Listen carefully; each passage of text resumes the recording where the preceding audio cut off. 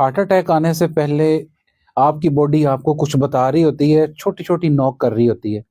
आपने इस नॉक को समझना है।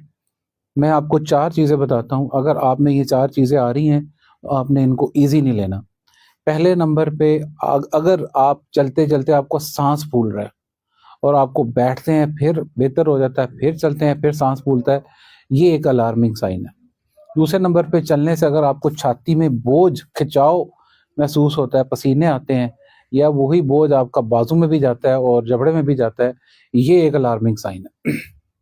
तीसरे नंबर पे अगर आपको बात करते हुए आपका जुमला पूरा नहीं होता और आप उससे पहले ही आपका साँस खराब हो रहा है, ये एक अलार्मिंग साइन है।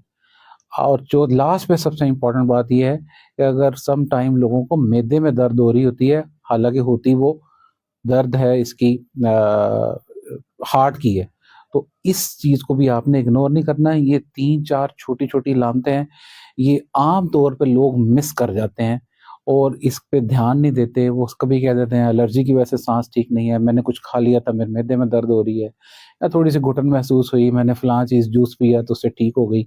इन चीज़ों को आपने मिस नहीं करना और वरना ये फिर बहुत बड़ी प्रॉब्लम बन के सामने आती है। ये आपके लिए टेक होम मैसेज है। Thank you so much. अल्लाह हाफ़िज़।